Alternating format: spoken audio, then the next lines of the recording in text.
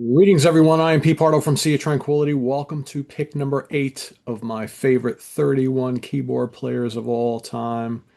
Yeah, we've been counting down all month, starting on the first, going all the way to the 31st, or 31st to the first, to our top one, to our absolute favorite, which will appear on the 31st of this month here in July 2025. We're in the upper echelon here, my absolute favorites across all genres rock, pop, prog, metal, fusion, jazz, blues, whatever, any genre. They're all up for grabs today, but we're picking our absolute favorites.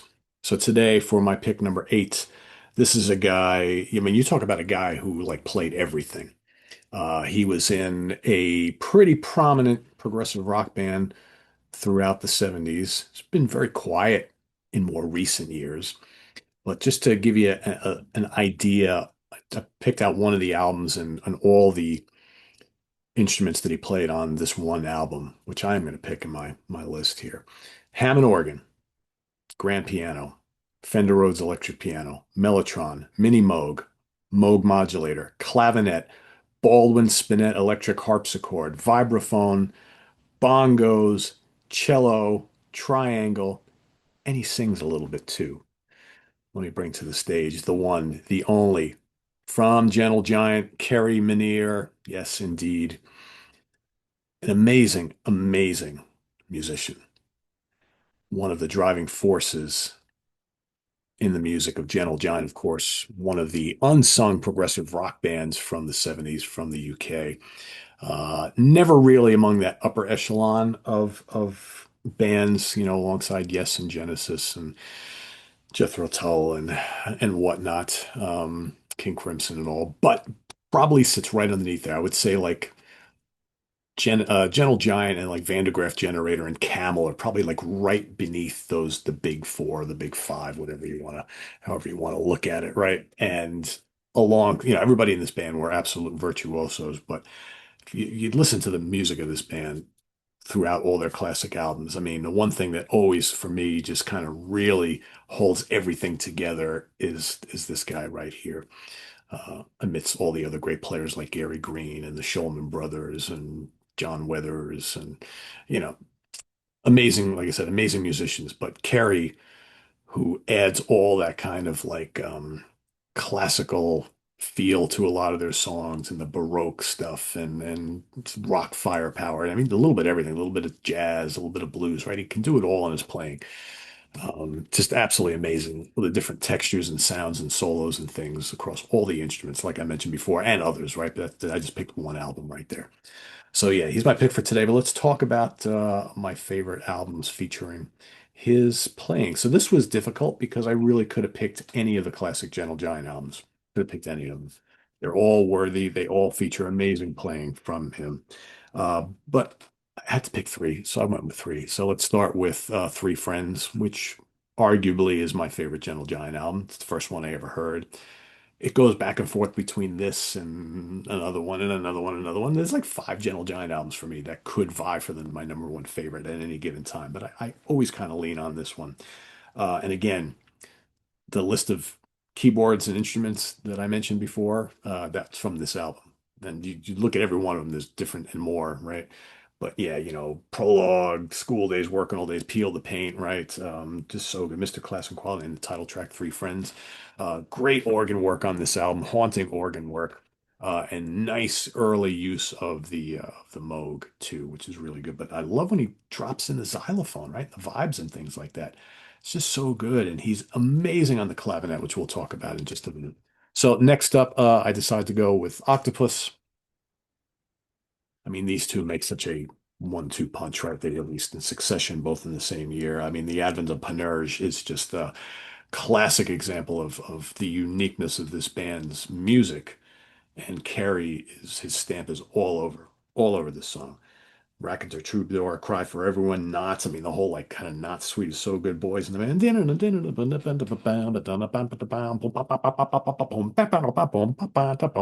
so amazing. It's so amazing. That's Carrie right there. Just so good. A Dog's Life, Think of Me with Kindness and River. Just killer stuff. Killer stuff. I could have picked In a Glass House, could have picked Freehand, could have picked Interview. Could have picked Acquire and the Taste. I mean, there's all these other fantastic albums in this run. I decided to go with an album that I generally don't pick as my favorite Gentle Giant album. I love it. It's just boils below the surface for me. But I think as far as like his keyboard playing, um, Power and the Glory. He's doing some amazing work on this. You talk about the clavinet, a lot of that on here. He uses a lot of clavinet, starting with like I guess in a glass house and kind of going forward.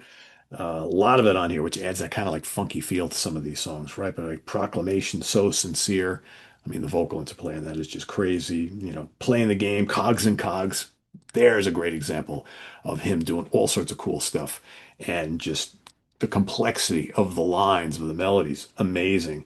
Valedictory, right? No God's a man. Aspirations. I mean, just the whole thing is just crazy good, crazy good. And you could make the argument that an album like this could be the greatest example of all the things that Kerry Minnear brings to the table. You can make an argument for any of these, really. Just so good, so good. Yeah. As far as the song goes, right? So those are my three albums, right? Again, tomorrow I could give you three different ones. This is the way it goes. Um, so many to choose from. So many that are just like again offer up this blend of bombast and tranquil beauty and majesticness and all that kind of stuff. But I went with a kind of like an odd choice because it contains like a Hammond organ solo that's like just mind-blowingly good. And the song is great. It's not even close to one of my favorite Gentle Giant songs, but it's good. It's really good. But man, you listen to Kerry in this song, it's working all day from Three Friends. I mean, that organ solo just goes on and on, and it's blazing and just so great sounding. It just grabs you by the throat and just pulls you in along for the ride. That's what it's all about. But the whole time you're sitting there thinking, wow, that's a classy, classy Hammond organ solo. And you think, God, we always talk about Hammond organ, right? We talk about Emerson and Lord and Hensley and Jimmy Smith and all these people, right, who are just famous for playing the Hammond organ. And then this guy, Kerry Minnear, comes and drops in a Hammond organ solo to end all Hammond organ solos. Love it, love it, love it. So I wanted to give a little bit of love to this song because I think it just really shows you his dexterity and his sense of melodicness and the class of the whole thing, right? It's just so good. Um, Mr. Class and Quality, right? That's a song on this album, right? Maybe that Hammond organ solo belong on there because it's a perfect example of classy Hammond organ playing, right? Let me tell you.